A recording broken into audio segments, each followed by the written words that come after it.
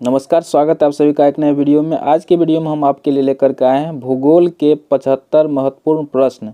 यानी भूगोल जो कक्षा 8वीं का है उसमें जितने भी ऑब्जेक्टिव प्रश्न है सभी को हम आज लेकर के आए। आज के वीडियो में उन सभी 75 प्रश्न को देखेंगे जो कक्षा 8वीं के भूगोल में दिया गया है और इन्हीं में से प्रतियोगिता परीक्षा में प्रश्न पूछे जाते हैं। जैसे कि राष्ट्रीय असम मेधा छात्रवृत्ति परीक्षा यानी एनएमएस परीक्षा में भी इसमें से ही क्वेश्चन पूछे जाते हैं। कम से कम इसमें से 10 से 15 प्रश्न ऐसे होंगे जो इस बार मेधा छात्रवृत्ति में इसमें से ज़रूर पूछा जाएगा। आप पिछला क्वेश्चन लेकर के देख सकते हैं कि इन्हीं सब प्रश्नों में से पिछले बार भी पूछा गया था, तो इसलिए हम वो सभी क्वेश्चन 75 क्वेश्चन इस वीडियो में बताएंगे। अगर आप इसको याद कर लेते हैं तो 10 नंबर तो कम से कम इससे निश्चित रूप से आपको मेधा छात्रवृत्ति परीक्षा में आ जाएगा। तो चलिए वीडियो को शुरू करते हैं और देखते हैं वो कौन कौन से प्रश्न है और उसका साथ में उत्तर भी बताते जाएंगे। तो अगर चैनल को सब्सक्राइब नहीं किए हैं तो सब्सक्राइब कर लीजिएगा, क्योंकि मेधा छात्रवृत्ति से जुड़ी सारी जानकारी आपको हमारे चैनल के माध्यम से मिलती रहती है। तो चलिए वीडियो को शुरू करते हैं। पहला क्वेश्चन है, इनमें कौन एक प्राकृतिक संसाधन नहीं है? तो इसका जो सही आंसर होगा विद्यालय। इनमें कौन प्राकृतिक संसाधन नहीं है? दूसरा प्रश्न में भी इसी तरह का है, तो इसमें हो जाएगा घ नंबर हवाई जहाज। तीसरा प्रश्न है, केरल में पाया जाने वाला थोरियम किस प्रकार के संसाधन का उदाहरण है? तो यह जो होगा इसका सही आंसर होगा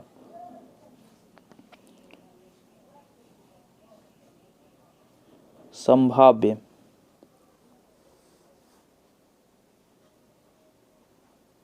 इसका सही आंसर हो जाएगा संभाव्य। चलिए आगे बढ़ते हैं। चौथा प्रश्न है, संसाधन निर्माण के लिए क्या आवश्यक है? तो संसाधन के निर्माण के लिए तकनीक, आवश्यकता, ज्ञान, ये सभी आवश्यक, ये सभी चीज होना चाहिए। चलिए नेक्स्ट क्वेश्चन लेते हैं। पृथ्वी का कितना प्रतिशत हिस्सा भूमि के अंतर्गत आता है? तो इसका आंसर जो है यहाँ साइड में आप देख सकते हैं। इसका सही आंसर होगा ख यानी 29%। विश्व में सघन जनसंख्या कहाँ मिलती है? तो इसका सही आंसर है ग मैदानों में। भारत में भूमि उपयोग संबंधी आंकड़े कौन रखता है? तो इसका सही आंसर होगा भू राजस्व विभाग यानी ख नंबर। भूमि उपयोग के कुल कितने प्रमुख वर्ग हैं? तो इसका सही आंसर हो जाएगा 5 यानी कि ऑप्शन नंबर ग। मृदा में कुल कितने स्तर पाए जाते हैं? इसका भी आंसर हो जाएगा ग यानी 4 स्तर पाए जाते हैं मृदा में। मृदा का मतलब मिट्टी होता है। समोच्च रेखी खेती करना किसका उपाय? तो इसका सही आंसर है ख मृदा अपरदन को रोकने के लिए। मृदा मतलब मिट्टी, अपरदन मतलब मिट्टी जो कट के बहता है उसको रोकने के लिए इस तरह की खेती होती है। अब बार बार परीक्षा में पूछा जाता है इस तरह क्वेश्चन। चलिए आगे देखते हैं। रासायनिक दृष्टि से जल किसका संयोजन है? तो इसका सही आंसर हो जाएगा ग नंबर हाइड्रोजन एवं ऑक्सीजन का। इनमें कौन एक महासागर नहीं है? तो अंटार्कटिक ये एक महासागर नहीं है। नेक्स्ट क्वेश्चन की तरफ बढ़ते हैं। इस वीडियो में हम 75 क्वेश्चन बताएंगे, इसलिए वीडियो को पूरा देखिएगा। बहुत सारे इंपॉर्टेंट प्रश्न इसमें कवर होने वाले हैं। भारत में सबसे अधिक वन क्षेत्रफल किस राज्य में है? तो इसका जो सही आंसर हो जाएगा वो होगा ग मध्य प्रदेश में है। फिर विश्व में लगभग कितने प्रकार की वनस्पतियां मिलती है? तो ये हो जाएगा 10 लाख। इसका सही आंसर हो जाएगा। बिहार, उत्तर प्रदेश एवं झारखंड में किस प्रकार के वन पाए जाते हैं? तो इसका सही आंसर होगा उष्णकटिबंधीय पतझड़ वन। इनमें कौन उभयचर जीव है? उभयचर किसको बोलते हैं? जो जीव पानी एवं स्थल दोनों जगह रहता है तो उसको बोलते हैं उभयचर। तो इसका सही आंसर हो जाएगा कछुआ। फिर इनमें कौन उभयचर जीव है? तो इसमें कौन सा हो जाएगा? इसमें ये क्वेश्चन थोड़ा सा इसमें गलत लिखा गया। यहाँ पे होना चाहिए इनमें कौन उभयचर जीव नहीं है। इनमें कौन उभयचर जीव नहीं है, तो इसमें जो आंसर होगा बाघ होगा। तो यहाँ पे थोड़ा सा क्वेश्चन गलती है, इसको देख लेना है। रेड डाटा बुक किस वर्ष तैयार किया गया था? तो इसका सही आंसर हो जाएगा 1970 में। ये पिछले बार भी परीक्षा में पूछा गया था। देश में राष्ट्रीय उद्यानों की कुल संख्या कितनी है?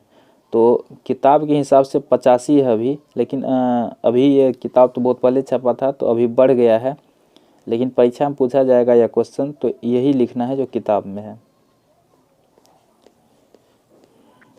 खनिजों को कितने भागों में बांट सकते हैं? इसका सही आंसर है 2 भाग में। हेमाटाइट किस खनिज का प्रमुख अयस्क है? तो इसका सही आंसर हो जाएगा लोहा। रोडोनाइट किस खनिज का अयस्क है? तो मैग्नीज का। यह आंसर आप साइड में देख सकते हैं। एल्यूमिनियम किस खनिज से प्राप्त होता है? तो इसका सही आंसर हो जाएगा बॉक्साइट से। बायोटाइट किस खनिज का प्रकार है? तो अभ्रक का। चलिए नेक्स्ट क्वेश्चन को देखते हैं। गोंडवाना कालीन चट्टानों में किस खनिज के भंडार मिलते हैं? तो इसका जो सही आंसर होगा ये होगा कोयला। फिर कोयला का सर्वोत्तम किस्म कौन सा है? तो इसका जो सही आंसर होगा वो होगा एंथ्रासाइट। सिंगरौली कोयला क्षेत्र किस राज्य में है? इसका सही आंसर हो जाएगा मध्य प्रदेश। चौथा प्रश्न लेते हैं। हुगड़ी जन में किसका उत्पादन होता है? तो इसका सही आंसर हो जाएगा पेट्रोलियम। इसके बाद है पवन ऊर्जा उत्पादन से संबंधित क्षेत्र है। तो पवन ऊर्जा संबंधित है लांबा। उसके पूगा घाटी प्रसिद्ध है। पूगा घाटी प्रसिद्ध है भूताप के लिए। बहुत ही इंपॉर्टेंट प्रश्न है ये सब, तो जरूर लिख करके याद कर लेना है। कृषि कार्य में शामिल, तो इसका सही आंसर हो जाएगा उपर्युक्त सभी। उसके बाद है भूमि पर जनसंख्या के अत्यधिक दबाव वाले क्षेत्र में कौन सी खेती होती है? तो ये हो जाएगा गहन खेती होता है। इसके बाद इनमें कौन समूह रबी फसलों से संबंधित है? रबी फसल से संबंधित होना चाहिए, तो इसका जो सही आंसर होगा गेहूं और मटर। चलिए नेक्स्ट प्रश्न देखते हैं। जूट की फसल मुख्यतः होती है, तो इसका आंसर तो यहाँ साइड में दिया गया, देख सकते हैं, किशनगंज और पूर्णिया में होता है। बिस्कोमान उपलब्ध कराती है किसानों को खाद बीज। उद्योग का संबंध किस प्रकार की गतिविधि से होता है? तो ये हो जाएगा आर्थिक। वृहत उद्योग में पूंजी निवेश की सीमा होती है 1 करोड़ से अधिक। दवा उद्योग किस प्रकार का उद्योग है? इसका आंसर हो जाएगा उपभोक्ता उद्योग। इनमें कौन औद्योगिक प्रदेश नहीं है? ये हो जाएगा दक्कन प्रदेश। इनमें कौन कृषि आधारित उद्योग है? तो इसका सही आंसर हो जाएगा वस्त्र उद्योग। चलिए आगे बढ़ते हैं। भद्रावती लौह इस्पात उत्पादक केंद्र किस राज्य में है? तो इसका सही आंसर है यानी कर्नाटक में है। जमशेदपुर स्थित टाटा लौह इस्पात केंद्र की स्थापना किस वर्ष की गई थी? तो यह किया गया था 1907 ईस्वी में। बोकारो लौह इस्पात केंद्र किस पंचवर्षीय योजना में लगाया गया था? तो इसका सही आंसर हो जाएगा चौथी। नेक्स्ट प्रश्न है, इनमें कौन लौह इस्पात उत्पादक केंद्र सेल के अंतर्गत नहीं है? तो ये हो जाएगा बर्नपुर। सेलम लौह इस्पात केंद्र किस राज्य में अवस्थित है? तो ये हो जाएगा तमिलनाडु में। टेक्सटाइल का मतलब होता है यानी बुनना। देश में कपड़े की मिल सबसे पहले कहाँ लगाई गई थी? तो कोलकाता में। 1854 में कपड़े की मिल लगी थी, कहाँ पर लगा था? मुंबई में लगा था, ये हो जाएगा मुंबई। सिल्क प्राप्त होता है कोकून से।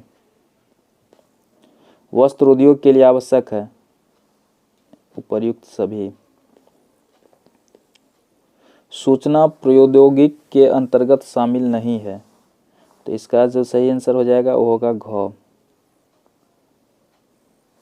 फिर सूचनाओं को शीघ्रता से भेजा जा सकता है, ये होगा ब्रॉडबैंड से नंबर। भारत का सिलिकॉन वैली है, बेंगलुरु को कहा जाता है। सॉफ्टवेयर कंप्यूटर के अंतर्गत है, इसका जो सही आंसर हो जाएगा वो होगा एक प्रोग्राम। 5 नंबर में क्या है? इलेक्ट्रॉनिक उद्योग की स्थापना के लिए आवश्यक नहीं है, तो इसका सही आंसर हो जाएगा घ। अगला प्रश्न लेते हैं। भारत में कुल परिवहन साधन सबसे अधिक उपयोग किया जाता है, कौन परिवहन साधन सबसे अधिक? तो इसका सही आंसर हो जाएगा ग, सड़क परिवहन। स्वर्णिम चतुर्भुज योजना किसके अंतर्गत आता है? सड़क परिवहन से। राष्ट्रीय राजमार्ग की देखरेख कौन विभाग करता है? हो जाएगा ख नंबर। सीमा सड़क संगठन क्या है? तो इसका जो है सही आंसर हो जाएगा सीमावर्ती सड़कों की देखरेख करने वाली एक संस्था। 4 का क। इंडियन एयरलाइंस को अब किस नाम से जाना जाता है? इंडियन एयरलाइंस इंडियन नाम से जाना जाता है। चलिए हो गया। नेक्स्ट प्रश्न देख लेते हैं। जनगणना की जाती है तो सबको पता है, इसका आंसर आप कमेंट करके लिखिएगा, वैसे दिया भी है। चलिए देख लेते हैं। मानव एक संसाधन है क्योंकि, इसका आंसर हो जाएगा मस्तिष्क का प्रयोग कर अन्य साधनों से उपयोगी बनाता है। भारत में सर्वाधिक जनसंख्या कहाँ है? बिहार में सर्वाधिक जनसंख्या, इसका सही आंसर उत्तर प्रदेश होना चाहिए, यहाँ गलत दिया गया है। जनसंख्या उत्तर प्रदेश की है। भारत जनसंख्या के दृष्टिकोण से विश्व में है दूसरे स्थान पर, पहला स्थान पे चीन है, दूसरे स्थान। पहाड़ी भाग में जनसंख्या कम होती है क्योंकि जन सुविधाओं का अभाव है, सही आंसर है। एशिया के पूरब में है, एशिया के पूरब में है, इसका आंसर यहाँ नीचे है, 1 नंबर हो जाएगा। इसका आंसर आप यहाँ से देख सकते हैं। चलिए क्वेश्चन देख लीजिए, आप इसको लिख भी सकते हैं, इसका आंसर यहाँ नीचे में दिया गया है, यहाँ से आप इसको मिला सकते हैं किसका आंसर कौन सा होगा। किस आरेख का दूसरा नाम चक्र आरेख है? इसका भी आंसर आपको यहाँ, चलिए इसका आंसर नहीं दिया गया, हम बता देते हैं। किस आरेख का दूसरा नाम चक्र आरेख है? तो इसका जो सही आंसर हो जाएगा ख, वृत्त आरेख। फिर आरेखों का चयन किस बात पर निर्भर करता है? तो इसका जो सही आंसर हो जाएगा आंकड़ों की प्रकृति पर। तीसरा है वक्र रेखा द्वारा दिखाया गया आरेख कहलाता है, वक्र आरेख। क होगा इसका। एक्स वाई एक्स के अंतर्गत वाई एक्स पर किस प्रकार के आंकड़ों को दिखाया जाता है? 4 का हो जाएगा ख नंबर, निर्भर रहने वाला आंकड़ा। और अंतिम प्रश्न में है, एक वृत्त का कुल मान कितना होता है? ये तो आप जानते हैं, वृत्त का कुल मान कितना होता है, इसका आंसर आपको कमेंट करके लिखना है। चलिए इस वीडियो में इतना ही। अगर वीडियो अच्छा लगा हो तो चैनल को सब्सक्राइब कर लीजिए, वीडियो को लाइक कर दीजिए, और अगर आप इसका PDF चाहते हैं तो कमेंट में लिखिए, नेक्स्ट वीडियो में हम इसका PDF प्रोवाइड करा देंगे। थैंक्स।